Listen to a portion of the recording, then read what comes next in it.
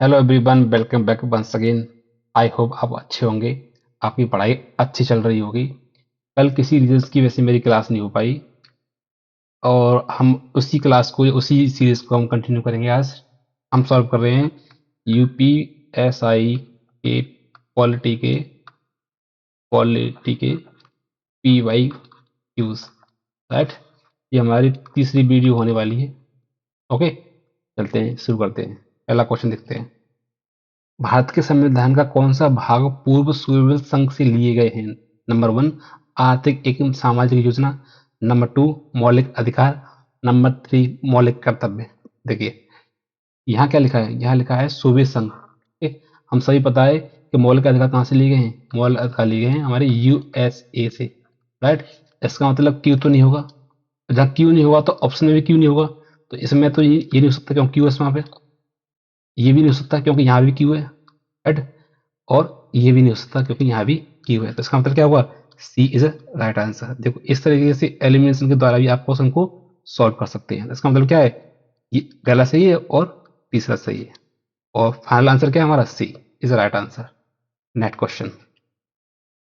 निम्नलिखित में से कौन सा तत्व अंतरराष्ट्रीय शांति सुरक्षा की आवृत्ति के उद्देश्य से भारतीय संविधान में निहित राज्य की नीति के निर्देशक सिद्धांतों में विनिष्ट रूप से उल्लेखित है?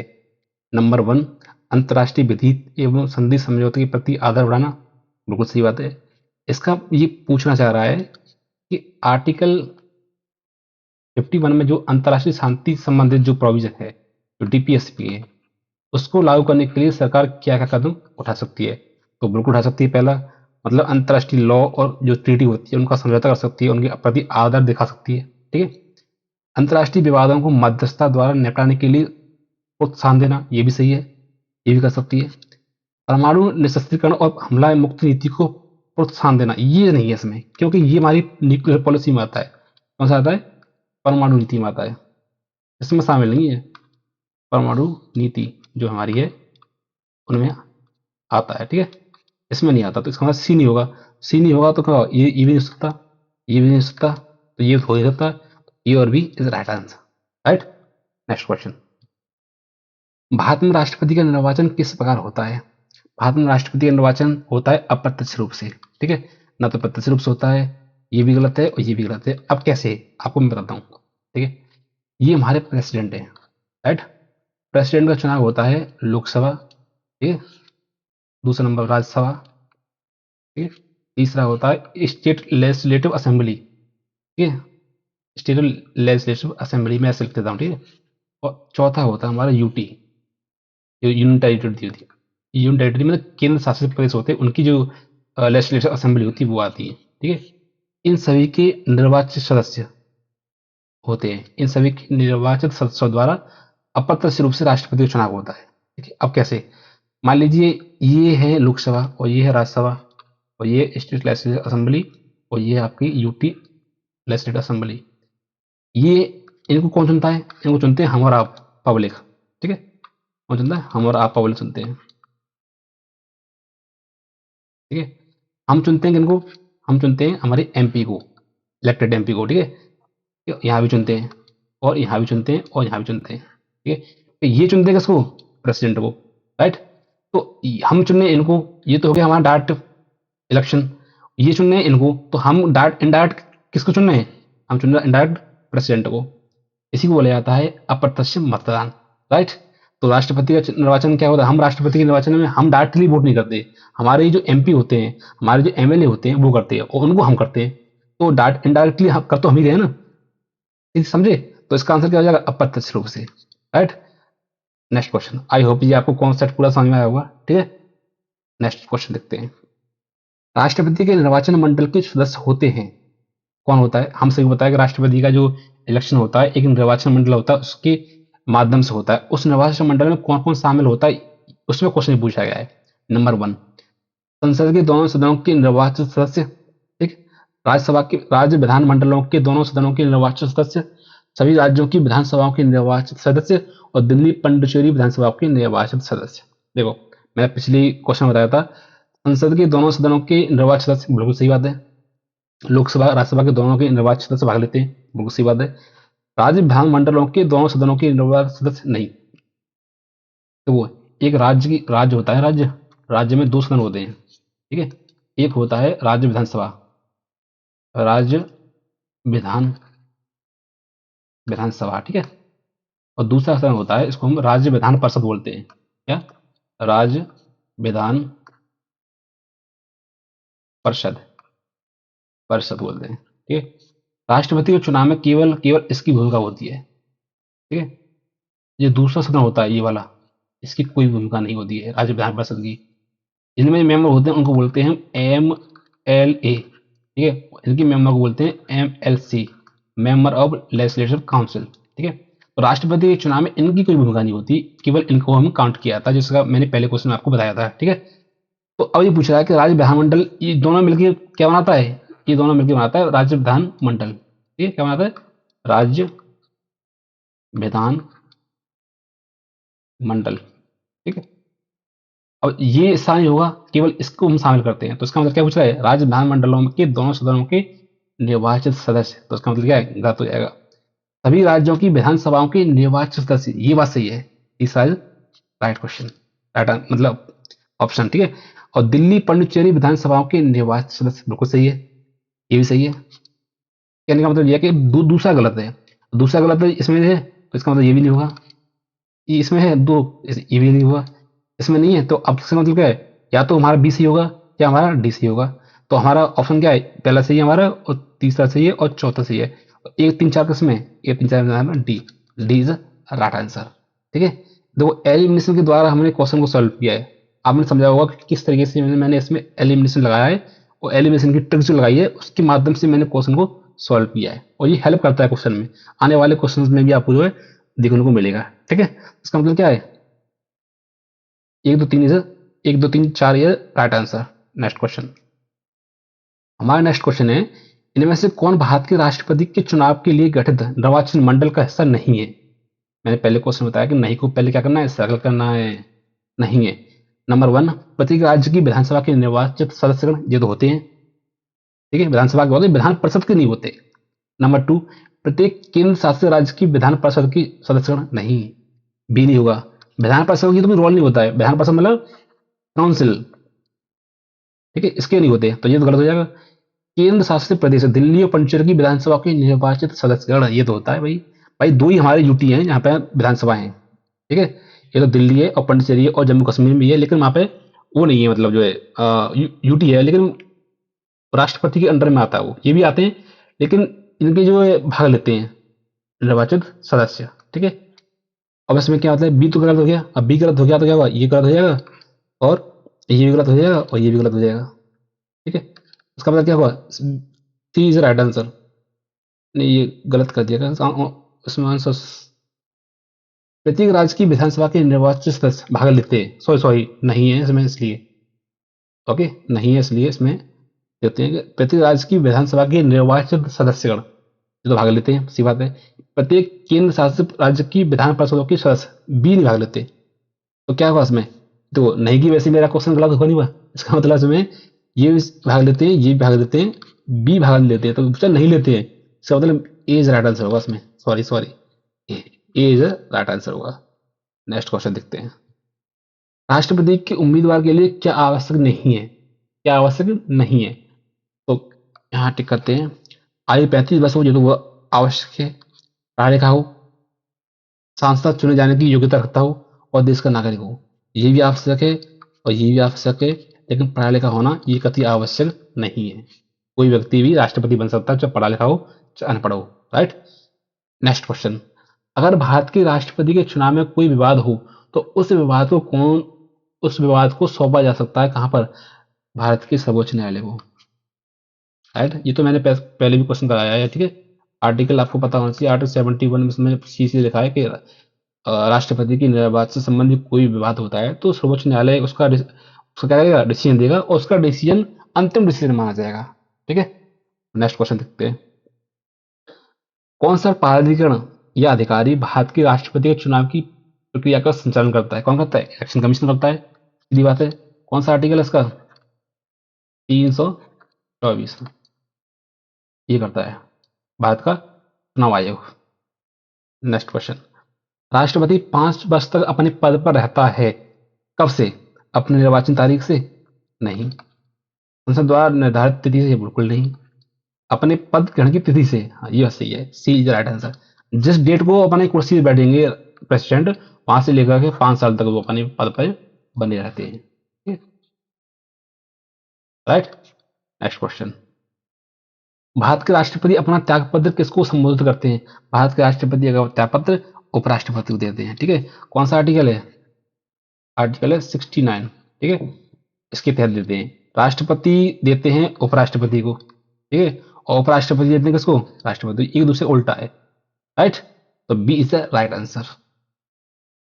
राष्ट्रपति के विरुद्ध महाभियोग के संदर्भ में निम्नलिखित में कौन सा कथन सही है?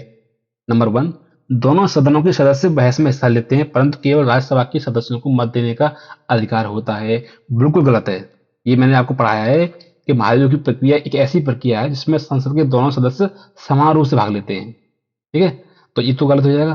ठीक है, राष्ट्रपति के विरुद्ध महाभियोग तभी लाया जा सकता है जब वे राष्ट्रपति पद के लिए अयोग्य पाए जाएं या फिर वित्तीय अनियमितता में लिप्त पाए जाएं। बिल्कुल गलत है। हमसे बताया गया आर्टिकल जो है, आर्टिकल आर्टिकल 61 में ये सीधा लगा है कि राष्ट्रपति अगर संवैधानिक उपबंधों का उल्लंघन करता है या उनको न्यून करने की कोशिश करता है, तब उसको जो आर्टिकल 61 के तहत जो है महाभियोग लाया जाता है और महाभियोग की प्रक्रिया के माध्यम से जो है उसको पद से हटाया जाता है। राइट, तो इसका मतलब क्या है? ये भी गलत है और ये भी गलत है। ठीक है, तो कौन सा सही हुआ इसमें? ए और बी इज राइट आंसर। ना तो ए सही है, बी सही है। ठीक है, नेक्स्ट क्वेश्चन। राष्ट्रपति और उपराष्ट्रपति पद की शपथ के बारे में निम्नलिखित में से कौन सा कथन सही है? ठीक है, संविधान का संरक्षण, सुरक्षा और प्रतिरक्षा करने के लिए राष्ट्रपति अपने पद की शपथ लेते हैं। बिल्कुल सही है, ये तो लिखा हुआ है इसमें। बिल्कुल सही है इसमें तो। ठीक है, उपराष्ट्रपति संविधान के प्रति अपनी सत्यनिष्ठा और वफादारी समझ लेते हैं। दोनों सही है इसमें तो, दोनों सही है। B is right answer. तो ये तो फैक्ट वाला क्वेश्चन है, इसमें कुछ ज्यादा एक्सप्लेन करने की जरूरत नहीं है। Right, next question. निम्न में से क्या सही नहीं है? क्या सही नहीं है? राष्ट्रपति अन्य कोई लाभ पद धारण नहीं करेगा। ये सही है भाई। ठीक है, राष्ट्रपति की उपलब्धियां एवं भत्ते उसकी पदावधि के दौरान कम नहीं किया जा सकते। ये भी सही है। नंबर सी, राष्ट्रपति के पद किसी भी आने वाले शासकीय निवासों के उपयोग को हकदार होगा। राष्ट्रपति को अपना कार्यकाल तक किसी भी दशा में हटा नहीं सकता। गलत है। तो ये तो सही है और ये सही है। ये इसका आंसर जो है गलत होगा। इसका मतलब डी इज राइट आंसर। कैसे? ये कह रहा है राष्ट्रपति को अपने कार्यकाल तक किसी भी दशा में हटाया नहीं जा सकता। ये गलत है, बहुत गलत क्वेश्चन है। हाँ से बताया गया आर्टिकल 61 क्या कहता है? आर्टिकल 61 ये कहता है कि अगर राष्ट्रपति संवैधानिक उपबंधों का उल्लंघन करता है या उनको नींद करने की कोशिश करता है तो आर्टिकल 61 के तहत महाभियोग लगाकर उसको पद से क्या जा सकता है? हटाया जा सकता है। ठीक है, या फिर अपना त्यागपत्र भी दे सकता है। भाई महाभियोग मान लो महाभियोग की प्रक्रिया के माध्यम से नहीं हटाया जा रहा है तो राष्ट्रपति आर्टिकल जो है कौन सा? आर्टिकल 69 के तहत उपराष्ट्रपति को क्या दे सकता है? त्यागपत्र दे सकता है, अपना रिजाइन दे सकता है और अपना पद खाली कर सकता है। तो दो तरीके हैं उसकी, एक तो महाभियोग की प्रक्रिया है और एक अपनी स्वेच्छा से देना चाहे तो आर्टिकल 69 के तहत उपराष्ट्रपति को वो अपना रेजिग्नेशन दे सकता है और अपना पद खाली कर सकता है। तो ये लिखा है कि राष्ट्रपति को अपने कार्यकाल तक किसी भी दशा में हटाया नहीं जा सकता। ये गलत है, ये उसमें नहीं पूछा है ना, तो D is right answer. Next question. राष्ट्रपति का रिक्त स्थान भर लिए जाना चाहिए 6 माह के अंदर। ये तो ठीक है, ये तो फैक्ट है, आपको याद कर लेना। Next question. निम्नलिखित में से कौन भारतीय गणतंत्र का प्रमुख है? भारतीय गणतंत्र का प्रमुख कौन होता है? भारत के राष्ट्रपति होते हैं। ये तो सही पता है। देखो, भारत गणतंत्र के प्रमुख पूछा है तो भारत के राष्ट्रपति होंगे। और उसने पूछ लिया कि भारतीय कार्यपालिका के संवैधानिक प्रमुख कौन होते हैं? वो भी राष्ट्रपति होते हैं। ठीक है, आप देखोगे कि आर्टिकल 53 जब भी आप पढ़ोगे तो उसमें लिखा है कि संघ की सभी कार्यपालिका शक्ति राष्ट्रपति में निहित होंगी जिनका प्रयोग स्वयं और अपने अधीनस्थ अधिकारियों के माध्यम से करेगा। ठीक है, तो कार्यपालिका का संवैधानिक प्रमुख भी राष्ट्रपति होता है, याद रखना। ठीक है, तो ए इज राइट आंसर। नेक्स्ट। राष्ट्रपति और उपराष्ट्रपति के चुनाव में संबंधित चुनाव याचिका को के समक्ष दायर किया जा सकता है सुप्रीम कोर्ट की उच्चतम न्यायालय। कौन सा आर्टिकल है वो आपको पता है? कौन सा आर्टिकल है वो? आर्टिकल है 71। Right, right answer. Next question. राष्ट्रपति लोकसभा को कब भंग कर सकते हैं? भारत के प्रधान न्यायाधीश की अनुशंसा पर? नहीं। लोकसभा की अनुशंसा पर? बिल्कुल नहीं। केंद्रीय मंत्रिपरिषद की अनुशंसा पर। Is right answer. ठीक है, मंत्रिपरिषद जब कहेगी रिकमेंड करेगी, उसके आधार पर इसको जो है भंग किया जाता है। कौन सा आर्टिकल है वो? आर्टिकल है 85, राइट। मंत्रिपरिषद क्या करेगी? रिकमेंड करेगी कि हम अल्पमत में और चुनाव कराइए, तब राष्ट्रपति जो क्या करते हैं वो लोकसभा भंग करते हैं और नए चुनावों की के लिए वो जो बोलते हैं वो, ठीक है। तो नेक्स्ट क्वेश्चन देखते हैं। निम्नलिखित में से राष्ट्रपति किसकी नियुक्ति करता है? भारत के महान्यायवादी की, न्यायपालिका महापरीक्षक की, एक राज्यपाल की, या उपरोक्त सभी सभी की करता है? ठीक है, क्या कहता है? सभी करता है। महान्यायवादी तो आप पता ही है, ये बहुत इंपॉर्टेंट पद है। इसका उल्लेख कहाँ पर है? इसका उल्लेख है आपका जो है 76 में, ठीक है। ये नियंत्रण महापालिका परीक्षक है, इसका कहाँ उल्लेख है? आर्टिकल 148 में, ठीक है। तो ये दोनों संवैधानिक पोस्ट हैं, ये भी संवैधानिक पोस्ट है, पर लेकिन ये होता है कि राष्ट्रपति की पश्चात धारण करता है। राष्ट्रपति कभी भी इसको उठा सकता है, ठीक है। लेकिन इनका ये भी करता है, लेकिन इसको नहीं उठा सकता। इसको उसी तरह से उठाया जाता है जिस तरीके से सुप्रीम कोर्ट के जज को उठाया जाता है। इसको कैग को, इसको कैग बोलते हैं, CAG, right. Controller and auditor general, right. तो इसका आंसर कौन सा हो जाएगा? डी सर, सभी। Next question. निम्नलिखित में से राष्ट्रपति किसकी नियुक्ति नहीं करता है? किसकी नियुक्ति नहीं करता है? उपराष्ट्रपति की नहीं करता है, राइट। ठीक है, उपराष्ट्रपति की नियुक्ति नहीं करता है, क्योंकि उपराष्ट्रपति चुना जाता है, उपराष्ट्रपति की नियुक्ति नहीं होती है।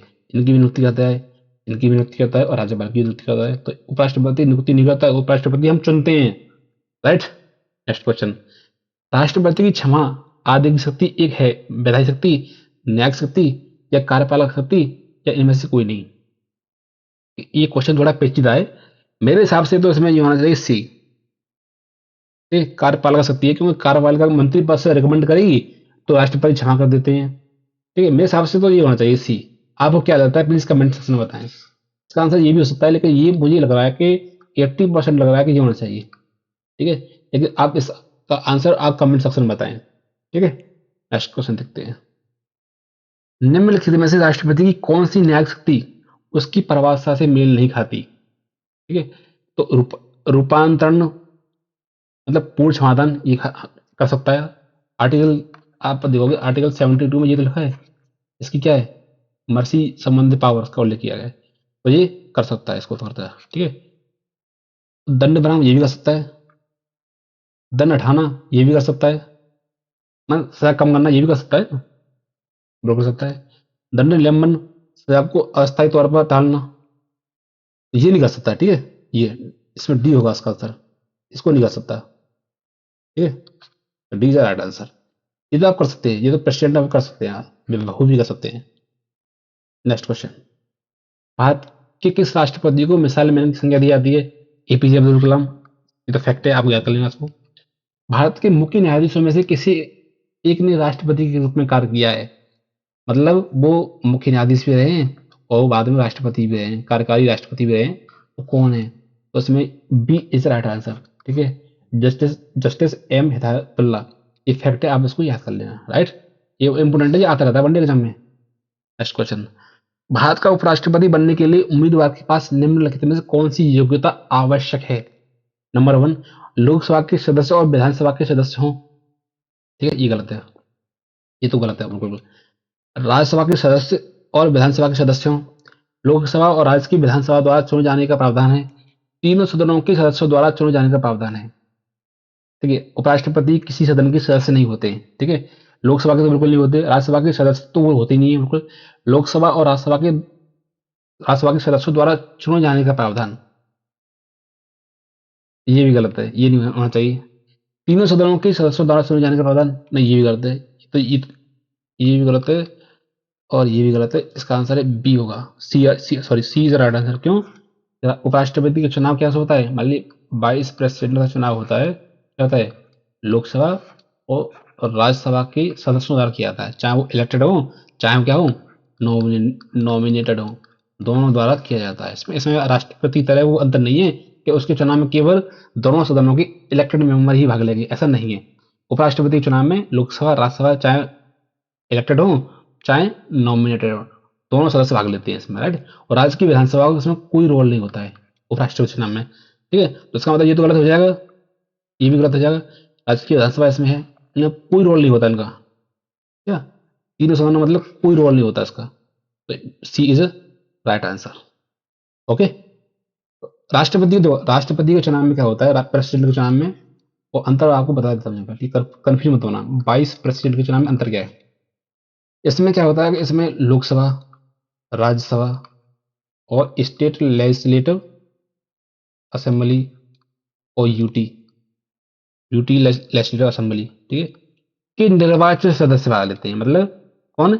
जो इलेक्टेड है, केवल ओनली, ठीक है। इसमें क्या होता है, इसमें लोकसभा और प्लस राज्यसभा के मेंबर भाग लेते हैं। इसमें राज्य की कोई भूमिका नहीं होती इनकी, इसकी राज्यों की कोई भूमिका नहीं होती, न ही यूटी की कोई भूमिका होती है।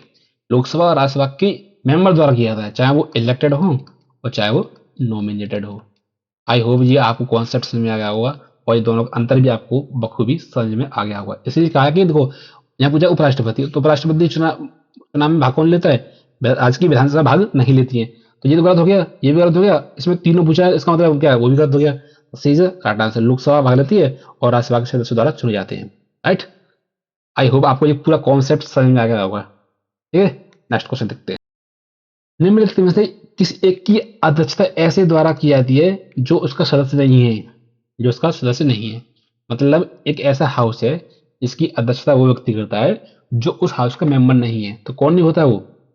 राज्यसभा। राज्यसभा की अध्यक्षता कौन करता है? Vice president. कौन? Vice president. और वाइस प्रेसिडेंट राज्यसभा के क्या? राज्यसभा के मेंबर जो है नहीं होते हैं। राइट। तो सी इज राइट आंसर। ये चेयरमैन होते हैं, मतलब ये सभापति होते हैं राज्यसभा के, लेकिन उसके मेंबर नहीं होते वो। ये क्वेश्चन तो वनडे एग्जाम में कई बार पूछा गया है, तो इम्पोर्टेंट भी है ये क्वेश्चन। ठीक है, नेक्स्ट क्वेश्चन। उपराष्ट्रपति किसके पदेन अध्यक्ष होता है? तो कौन सी वो? ये है आपका राज्यसभा। अब पदेन अध्यक्ष का मतलब क्या है? मैंने क्वेश्चन पहले भी कराया है। इसका मतलब ये होता है कि जो भी उपराष्ट्रपति चुना जाएगा, जो भी वाइस प्रेसिडेंट चुना जाएगा, वो ऑटोमेटिकली ही राज्यसभा का राज्यसभा का राज्यसभा का क्या जाएगा? वो सभापति बन जाएगा। सभापति सभापति बन जाएगा, बन जाएगा। ठीक है, उसको आपको अलग से चुनने की आवश्यकता नहीं है। ठीक है, ये कहता है आर्टिकल, आर्टिकल 64। राइट। मतलब जो भी उपराष्ट्रपति चुना जाएगा वही राज्यसभा का सभापति बन जाएगा ऑटोमेटिकली, कोई अलग से चुनने की आवश्यकता नहीं होती। राइट, इसका मतलब ये होता है पदेन अध्यक्ष का मतलब यही होता है। राइट। देखते हैं नेक्स्ट क्वेश्चन। राज्यसभा के लिए चुनी गई या नामित सदस्यों का कार्यकाल कितने वर्ष का होता है? 6 वर्ष का होता है। ये बात है, 6 वर्ष। ये 6 माह नहीं है, 6 वर्ष होना चाहिए यहाँ पे। ठीक है, ये 6 ईयर होता है। ये क्या होता है? 6 ईयर, ये होता है। 6 ईयर कार्यकाल होता है। ठीक है, ये क्या है? ये परमानेंट हाउस है। क्या है? Permanent, permanent house. ये कभी विघटित नहीं होता, राष्ट्रपति इसका विघटन नहीं कर सकते। ठीक है, लेकिन इसके 1/3 मेंबर जो होते हैं वो क्या होते हैं? हर 2 साल बाद, 2 ईयर बाद क्या होते हैं? रिटायर हो जाते हैं, रिटायर हो जाते हैं। ठीक है, ओके। नेक्स्ट क्वेश्चन देखते हैं। उपराष्ट्रपति लोकसभा का सदस्य होता है? नहीं होता है, बिल्कुल गलत। राज्यसभा का सदस्य होता है? नहीं होता है। किसी भी सदन का सदस्य नहीं होता है। सी इज राइट आंसर। ये मात्र ऐसा पद है जो किसी भी सदन का सदस्य नहीं होता है, फिर भी उस सदन की क्या करता है? अध्यक्षता करता है। वो कौन है? उपराष्ट्रपति। राइट। नेक्स्ट क्वेश्चन देखते हैं। उपराष्ट्रपति अधिकतम कितनी अवधि तक राष्ट्रपति के रूप में कार्य कर सकते हैं? 6 महीने, 12 महीने, 3 महीने और 1 महीने। तो हम बस ये बता 6 महीने तक कर सकते हैं, क्योंकि 6 महीने बाद तो राष्ट्रपति चुनाव हो जाना चाहिए। तो मैक्सिमम अवधि कितनी है? 6 माह। ये जो राइट आंसर। Next question. संसद का राष्ट्रपति इसका एक अभिन्न भाग है। मतलब संसद का राष्ट्रपति, राष्ट्रपति संसद का, ये उल्टा लिखा जाइए क्या? संसद का राष्ट्रपति किसका एक अभिन्न भाग है? मंत्रिमंडल का, लोकसभा का, राज्यसभा का, मंत्रिपरिषद का। ये क्वेश्चन थोड़ा मिस्टेक है मुझे लगा इसमें, क्योंकि इसमें बन नहीं रही बात। राष्ट्रपति किसका एक अभिन्न भाग है, ये गलत क्वेश्चन है। ठीक है, नेक्स्ट क्वेश्चन देखते हैं। ये टाइप गलत हुआ है लगता है। राष्ट्रपति द्वारा संसद के लिए एंग्लो इंडियन समुदाय में कितने सदस्यों को नामित किया जा सकता है? देखो, पहले ये प्रोविजन था, अब प्रोविजन खत्म कर दिया गया है। पहले 2 सदस्यों को राष्ट्रपति जो है आर्टिकल आर्टिकल 331 के तहत क्या करते, नॉमिनेट करते थे। लेकिन ये प्रोविजन अब खत्म कर दिया सरकार ने। और कौन सा अमेंडमेंट है वो? अमेंडमेंट 104, 1/4 कॉन्स्टिट्यूशनल अमेंडमेंट एक्ट 19 में ये खत्म, प्रोविजन खत्म कर दिया गया था। अब हम नॉमिनेट नहीं करते। ठीक है, तो ये अब याद रखना, ये पूछा जाता है कि कौन से संविधान संशोधन अधिनियम द्वारा लोकसभा में एंग्लो इंडियन का नॉमिनेशन रद्द कर दिया गया है? कौन सा है? 104 में। अब किया गया 2019 में। राइट। Next question. प्रोविजन क्या था? प्रोविजन था पहले आर्टिकल 131 के तहत तो करते थे, लेकिन अब वो नहीं करते, अब रद्द कर दिया गया। ठीक है, नेक्स्ट क्वेश्चन देखते हैं। निम्नलिखित में से किसे सरकार के संसदीय स्वरूप में भी माना जाता है? मतलब सरकार का संसदीय स्वरूप की क्या विशेषता है, ये पूछी है इसने आंसर ने। क्या विशेषता है इसके आधार पर हम कहें कि सरकार संसदीय है? ठीक है, नंबर 1, उत्तरदायी सरकार होना, बिल्कुल सी बात है। अगर वो सरकार उत्तरदायी है तो वो संसदीय स्वरूप है। ये राइट आंसर। सरकार का नियंत्रण, ये गलत है। सरकार का आवासीय रूप, ये भी गलत है। राजशाही, ये भी गलत है। मतलब जो सरकार उत्तरदायी है, इसका मतलब क्या है? वो संसदीय स्वरूप है। ठीक है, अब संसदीय पार्लियामेंट्री स्वरूप की परिभाषा क्या होती है? देखो, सरकार के कितने अंग होते हैं? सरकार के होती, हमारी सरकार जो होती है, मतलब पार्लियामेंट, मान लीजिए पार्लियामेंट होती है, पार्लियामेंट। पार्लियामेंट के आप देखोगे तो 3 हिस्सों में समझते हैं इसको। ठीक है, ठीक है। एक होती है एग्जीक्यूटिव, एक होती है लेजिस्लेटिव। ठीक है, लेजिस्लेटिव, एक होती है जुडिशरी। ठीक है, और जुडिशरी पर हम जाएंगे नहीं बिल्कुल। ठीक है, ये अलग है।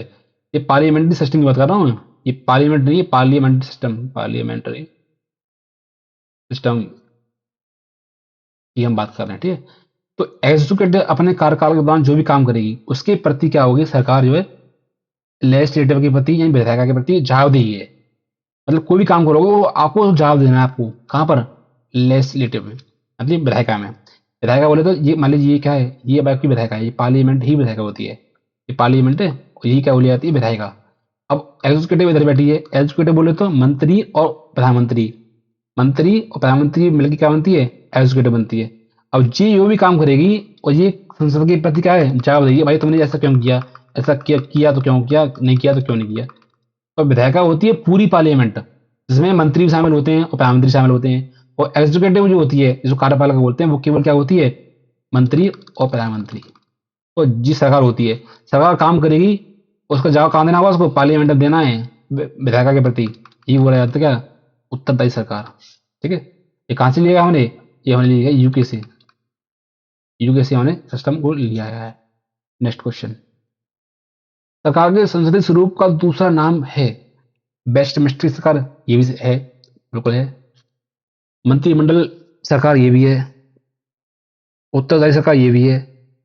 तीसरा है, लगता है क्वेश्चन गलत टाइप हुआ है। दूसरा नाम नहीं है, नहीं होना चाहिए। अब संसद सरकार का संसदीय स्वरूप नहीं है, ये गलत यहाँ यहाँ होगा, नहीं है, नहीं है, ये याद होना चाहिए, ये गलत है सब।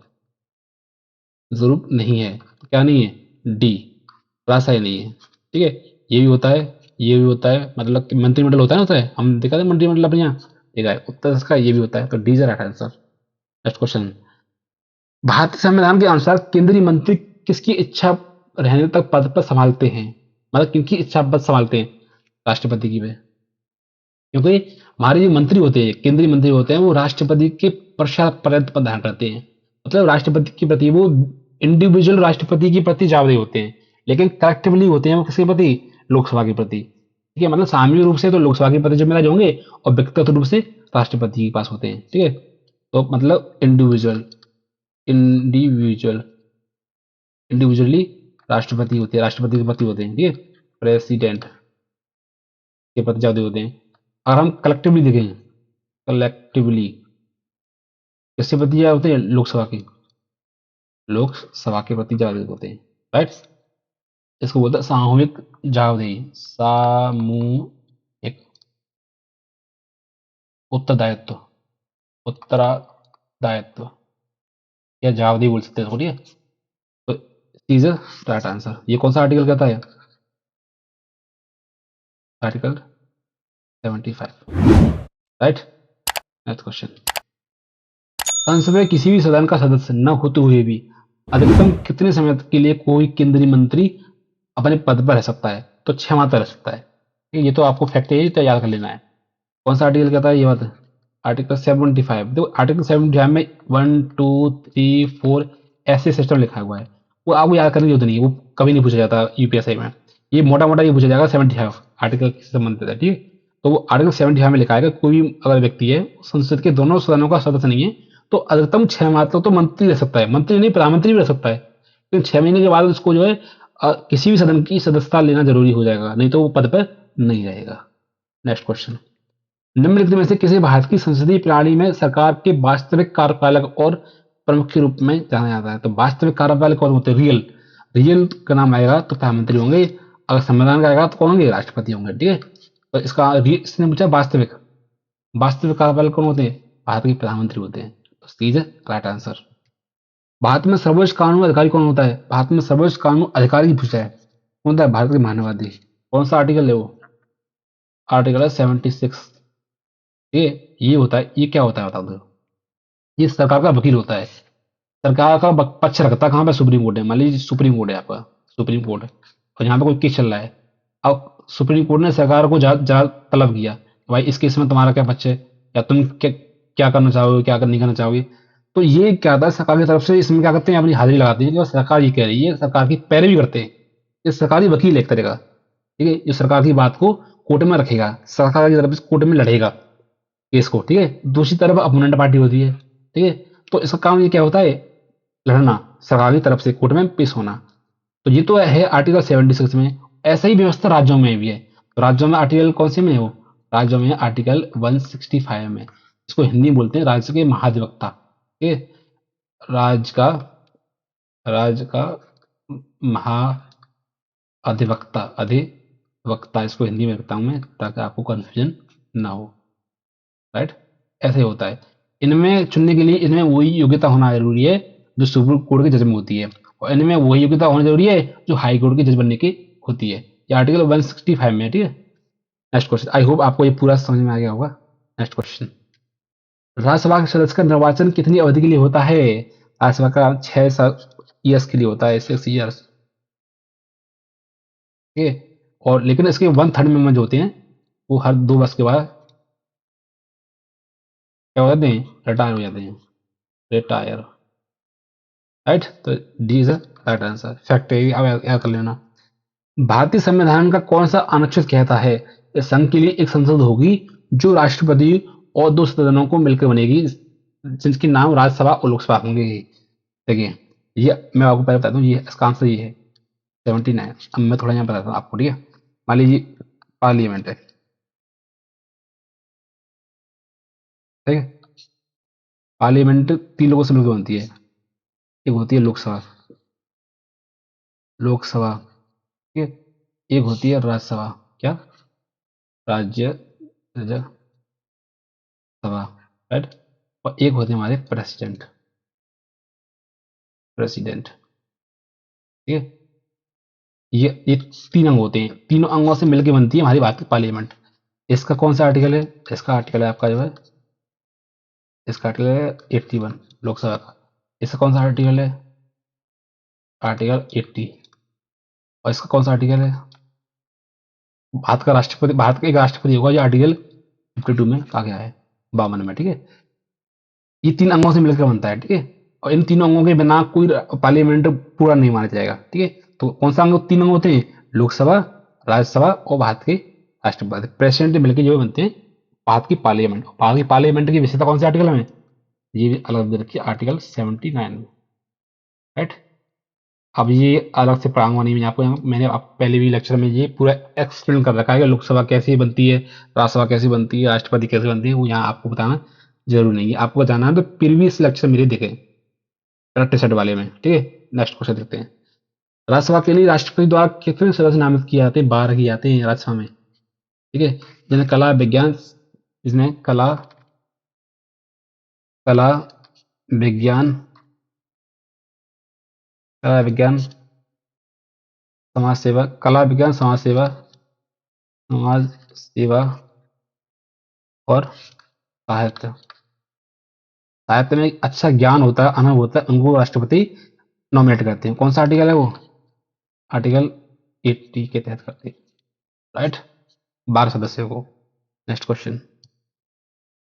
भारतीय संविधान के अनुच्छेद 80(1) के उपबंधों के अनुसार राज्यसभा की संरचना में निहित है, राज्यसभा की संरचना में निहित है राष्ट्रपति द्वारा नामित सदस्य, विभिन्न राज्यों का प्रतिनिधित्व, केंद्र शासित प्रदेशों की प्रतिनिधि, उपसभी नहीं होता है।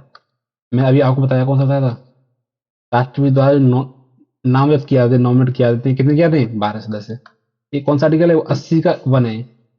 वन में इसलिए लिखा है क्योंकि वन को पूछा नहीं जाता है। आप मोटा मोटा याद रखो, आर्टिकल 80 में लिखा हुआ है, ठीक है। जैसे पिछले प्रीवियस क्वेश्चन देखो ना आप, तो आप यहाँ पे वन भी लिख सकते हो, लेकिन वो लिखना जरूरी नहीं है आपके लिए, ठीक है, क्योंकि यूपीएससी में इतना पूछता नहीं है। पूछेगा तो मोटा मोटा पूछेगा, 80 है या 90 ऐसे मोटा मोटा, ठीक है। नेक्स्ट क्वेश्चन देखते हैं। संसदीय और विधानसभा क्षेत्रों की सीमाओं का समायोजन के संबंध में कौन सा कथन सही है, मतलब कौन सा आयोग अनुशंसा करता है? ये वेरी वेरी इंपॉर्टेंट क्वेश्चन है। ये आपकी परीक्षा में पूछा जा सकता है, क्योंकि ये अभी करंट का क्वेश्चन था, करंट में चल रहा है पिछली बार में। क्या होगा इसका? भारत में सर्वेक्षण नहीं, ठीक है। ये कहता है कि संसदीय और विधानसभा क्षेत्रों की सीमाओं के समायोजन के संबंध में कौन सा आयोग अनुशंसा करता है? भारत में सर्वेक्षण, संसदीय मामलों के केंद्रीय मंत्री, ये गलत है। केंद्रीय सूचना आयोग नहीं, ठीक है। भारत में सर्वेक्षण ये भी नहीं होता है। ये होगा इसका आंसर, सीमांकन आयोग। इसको हम परिसीमन आयोग भी बोलते हैं। क्या बोलते हैं? परिसीमन आयोग भी उसको बोला जाता है, आयोग भी उसको बोलते हैं। इसको इंग्लिश में बोलते हैं D limitation, limitation commission. Delimitation commission कौन बनाता है? पार्लियामेंट बनाती है। पार्लियामेंट एक एक्ट लेके आती है, उसके माध्यम से बनता है क्या?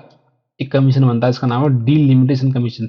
यही करता है राज्य के विधानसभा या जो संसद की जो क्षेत्र होता है उसकी सीमा तय करना, वो कहाँ शामिल होगा, कौन क्षेत्र कटेगा, कौन सा बढ़ेगा, तो वो यही करता है। और प्रति जनसंख्या के बाद होता है डीलिमिटेशन, ठीक है।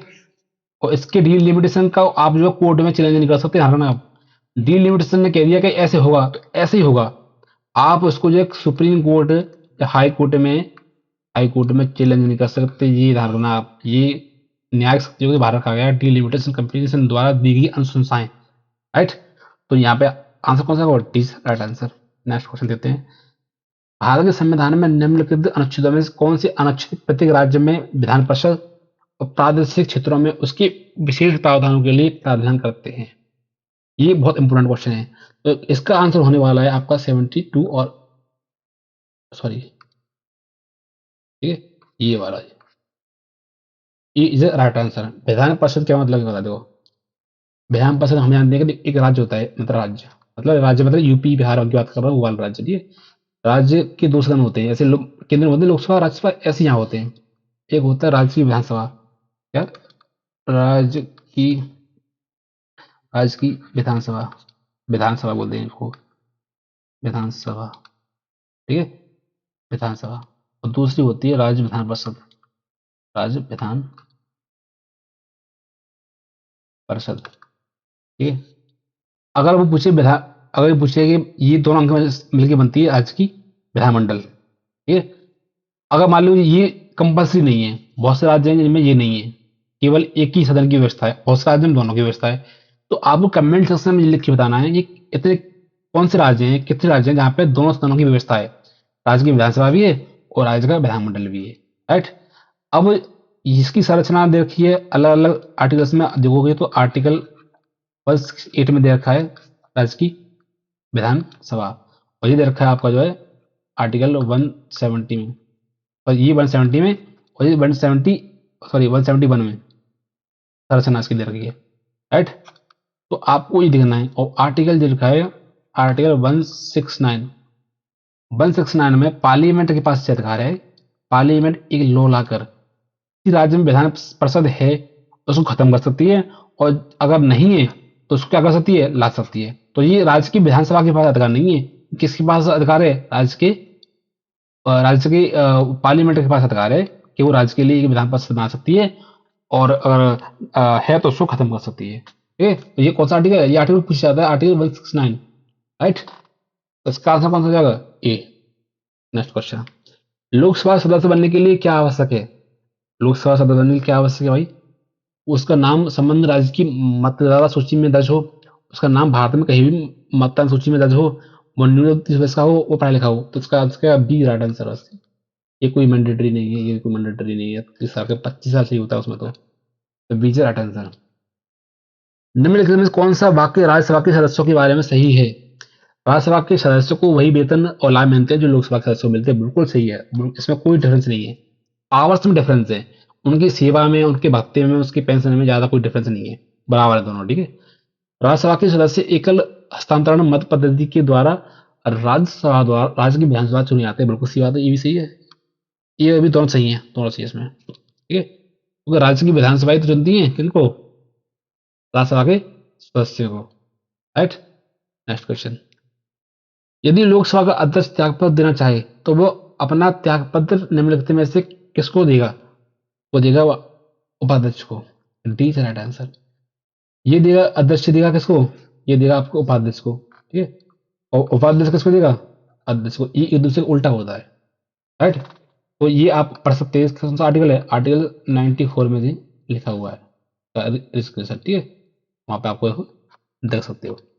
नेक्स्ट क्वेश्चन, निम्नलिखित में कौन सा भारत में निर्वाचन प्रतिनिधियों का एक संसदीय विशेषाधिकार है, यानी पार्लियामेंट्री प्रिविलेज की बात हो रही है। नंबर वन, संसद में बोलने की स्वतंत्रता, बिल्कुल सही बात है भाई, जब आप बोल ही नहीं पाओगे तो कैसा विशेषाधिकार, तो ये राइट आंसर। संसद में कहीं भी कहीं बात या उसके द्वारा लिए गए किसी मतदान के संबंध में गिरफ्तारी से रोक, बिल्कुल सही बात है। आप जो पार्लियामेंट में कुछ ही बोले उसके लिए आप उस पर कोर्ट केस नहीं कर सकते, ठीक है, नहीं उसकी गिरफ्तारी कर सकते, ये उसका विशेषाधिकार है, ठीक है। जब सदन चालू होता है तो वो एक गवाह के रूप में भाग लेने से छूट नहीं, ये गलत है, ये नहीं है, ये तो नहीं हो सकता, तो सी नहीं हो सकता, तो ये भी नहीं हो सकता, ये भी नहीं हो सकता, ये भी नहीं हो सकता, तो ये, अब ऐसा नहीं है कि आप अपनी जगह किसी और को भेज देंगे वहां पे, ऐसा बिल्कुल नहीं है, ठीक है। तो ए और बी राइट आंसर, मतलब ए इज राइट आंसर, ठीक है। नेक्स्ट क्वेश्चन, भारतीय संसद समूह का पदेन अध्यक्ष कौन होता है, जो भारत की संसद की विश्व और विभिन्न संसदों के बीच एक कड़ी काम करता है। दो आपको मैं बता दूं, मैं एक चीज बताता हूँ, इंपॉर्टेंट चीज बताता हूँ।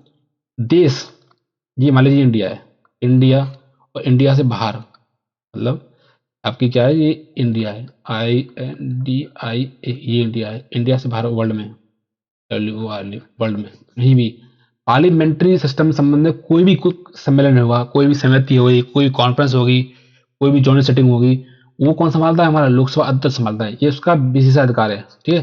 मान लीजिए कोई सम्मेलन होना है, विश्व की पार्लियामेंट्री जो व्यवस्था है, उसका सम्मेलन होना है, उसकी अध्यक्षता कौन करेगा, इंडिया की तरफ से लोकसभा अध्यक्ष करेगा। कोई कमेटी गठित किया नहीं है जो पार्लियामेंट्री सिस्टम से संबंधित है, उसका अध्यक्ष कौन होगा, लोकसभा अध्यक्ष होगा, ठीक है। और कोई डेलीगेशन आया है या गया है तो उसका नेतृत्व कौन करेगा, लोकसभा अध्यक्ष करेंगे, ठीक है। तो इनका अधिकार है लोकसभा अध्यक्ष का, ठीक है। लोकसभा अध्यक्ष ही संभालते हैं देश के अंदर और देश के बाहर सारी चीजों को। नेक्स्ट क्वेश्चन, नवनिर्वाचित लोकसभा की अध्यक्षता करने के लिए स्पीकर, उस समय के लिए स्पीकर की नियुक्ति कौन करता है, भारत के राष्ट्रपति करते हैं, इसको हम प्रोटेम स्पीकर बोला जाता है, ठीक है। ये राष्ट्रपति कहते हैं। लेकिन क्या होता है, मान लीजिए पार्लियामेंट है, पार्लियामेंट चुन के आई, ठीक है, और चुनने के बाद में एक लोकसभा स्पीकर होता है, ये दो हाउस होते हैं, लोकसभा और राज्यसभा, ठीक है। मैं लोकसभा की बात कर रहा हूँ, और चुन के तो आगे, अब क्या होगा कि लोकसभा अध्यक्ष अभी चुना नहीं गया है, मतलब लोकसभा अध्यक्ष अभी चुना नहीं गया है, उससे पहले लोकसभा अध्यक्ष चुना कैसे जाएगा, उसकी व्यवस्था करना, उसके सदस्यों की मतलब जो हाजिरी लगाना, व्यवस्था करना, इलेक्शन की व्यवस्था करना, उसकी काम करने के लिए राष्ट्रपति जो है उससे पहले एक स्पीकर की नियुक्ति करते हैं, उसको बोलते हैं प्रोटेम, प्रोटेम स्पीकर, ये स्पीकर, ये सारे काम संभालता है। फिर इसकी इसके अधीन क्या होता है, फिर लोकसभा अध्यक्ष का क्या होता है, चुनाव होता है स्पीकर का, ठीक है। स्पीकर को बोलते हैं लोकसभा अध्यक्ष में, इंग्लिश में, हिंदी में, ठीक है। ये चुना जाएगा, ये पद धारण कर लेगा लोकसभा का, मतलब लोकसभा का पद धारण कर लेगा लोकसभा का, उसके बाद इसकी जो है भूमिका खत्म हो जाती है, इसको क्या कर दिया जाता है, खत्म कर दिया जाता है प्रोटेम स्पीकर को, फिर ये गद्दी संभाल लेते हैं स्पीकर, उसके बाद आगे की कार्रवाई चलती रहती है, ठीक है। नेक्स्ट क्वेश्चन, कौन लोकसभा अध्यक्ष, कौन लोकसभा के उपाध्यक्ष की तारीख तय करता है, कौन करता है, लोकसभा अध्यक्ष। देखो यहाँ सुनो, अगर लोकसभा अध्यक्ष की बात हो रही है, मतलब लोकसभा में बता, आपको कंफ्यूजन हो इसलिए बता रहा हूँ, लोकसभा के अध्यक्ष की बात हो रही है, किसी अध्यक्ष। अगर लोकसभा के अध्यक्ष की बात हो रही है, ये अगर लोकसभा के उपाध्यक्ष की बात हो रही है, और लोकसभा अध्यक्ष की तारीख, निर्वाचन की तारीख कौन तय करता है? राष्ट्रपति करता है, राष्ट्रपति। ठीक है, ये आर्टिकल 93 में लिखा है, 93 में। ठीक है, ये क्वेश्चन पूछा जाता है कि लोकसभा अध्यक्ष की चुनाव की तारीख कौन तय करता है? राष्ट्रपति करता है। लेकिन लोकसभा उपाध्यक्ष की चुनाव की तारीख कौन तय करता है? वो करता है लोकसभा अध्यक्ष। क्या? लोकसभा अध्यक्ष, सभा अध्यक्ष। ठीक है, दोनों में अंतर समझो। लोकसभा अध्यक्ष की चुनाव की तारीख राष्ट्रपति तय करता है, और लोकसभा उपाध्यक्ष की चुनाव की तारीख कौन तय करता है? लोकसभा अध्यक्ष। ठीक है, ये अंतर आपको समझ में आ जाना चाहिए। तो इसमें पूछा है कि लोकसभा के उपाध्यक्ष की तारीख कौन करता है? वो होता है लोकसभा अध्यक्ष। तो B is right answer. Next question, अध्यक्ष में स्पीकर और उपाध्यक्ष, डिप्टी स्पीकर के पद किस प्रावधान के तहत आते हैं? ये आपको सही पता है कि हमसे पता, देखो ये इंपोर्टेंट क्वेश्चन है, पर आपको बताता हूँ कैसे कैसे इंपोर्टेंट है। हम सभी पता है कि भारत सरकार अधिनियम 1999 के तहत जो है भारत में द्विसदनीय व्यवस्था लाई गई। कौन सी? द्विसदनीय, सदनीय व्यवस्था को जो है अपनाया गया था। ठीक है, अब जाहिर सी बात है, कॉमन सेंस कहता है इस अधिनियम के द्वारा जो है द्विसदनीय व्यवस्था में जो है अपनाई। जाहिर सी बात है कि जाहिर सी बात है कि इसके अध्यक्ष, उपाध्यक्ष मतलब कौन होंगे? कहाँ से चुने जाएंगे? इसी अधिनियम के द्वारा चुने जाएंगे। तो इसका आंसर क्या हो जाएगा? भारत सरकार अधिनियम 1919 ही इसका आंसर माना जाए, क्योंकि यहीं से तो ये व्यवस्था आई है। ऐसी बात, दो सदनीय व्यवस्था कहाँ से आई है? भारत सरकार अधिनियम 1919 से। ऐसी बात है, उसके अध्यक्ष और उपाध्यक्ष कहाँ से आएंगे? यहीं से आएंगे। तो इसका आंसर क्या हो जाएगा? तीसरा राइट आंसर। नेक्स्ट क्वेश्चन, एक मंत्री के अलावा संसद के किसी भी सदस्य द्वारा पेश की गई एक विधेयक को क्या बोला जाता है? देखो, दो तरह के वो होते हैं, क्या मेंबर होते हैं पार्लियामेंट में। पार्लियामेंट में दो तरह के मेंबर आपको मिलेंगे। ठीक है, एक होता है सरकारी सरकारी सरकारी मेंबर, सदस्य सदस्य। ठीक है, एक होता है गैर सरकारी सरकारी सदस्य। ठीक है, सरकारी सदस्य उसको बोलते हैं जो मंत्री है, मिनिस्टर है। और जो मिनिस्टर है वो बोला जाएगा क्या? सरकारी सदस्य। और जो गैर मिनिस्टर है, मतलब गैर मिनिस्टर है मतलब संसद का सदस्य है, उसको बोला जाता है क्या? सदस्य, केवल सदस्य। ठीक है, उसके द्वारा जो भी बिल पेश किया जाएगा वो बोला जाएगा निजी बिल, उसका प्राइवेट मेंबर बिल बोला जाएगा। क्या बोला जाएगा? Private private member. काम नहीं कर रहा क्या ये? बिल। ठीक है, इसको बोला जाता है, अगर सदस्य द्वारा दिया जा रहा है तो प्राइवेट मेंबर बिल होगा। अगर वो किसी मंत्री द्वारा चुनाया जा रहा है तो वो बिल हुआ सरकारी बिल बोला जाता है। ठीक है, उसका पास होना बहुत जरूरी होता है। अगर मान लो सरकार ने बिल पेश किया और वो पास नहीं हुआ, इसका मतलब सरकार को बहुमत नहीं है, पार्लियामेंट में बहुमत नहीं है, तो उसको क्या देना पड़ेगा? उसको रेजिग्नेशन देना होगा तुरंत। इसलिए सरकार द्वारा पेश किया गया विधेयक पास होना बहुत जरूरी होता है। और निजी बिल है, कोई प्राइवेट मेंबर बिल है, किसी सदस्य ने पेश किया, तो उसका पास हो या ना हो कोई बात नहीं है। ठीक है, लेकिन सरकार द्वारा पास होना बहुत जरूरी है। तो इसने पूछा कि मंत्री के अलावा, इसी को मंत्री बोलते हैं, मंत्री के अलावा कौन सा वो निजी होता है? तो प्लीज राइट आंसर।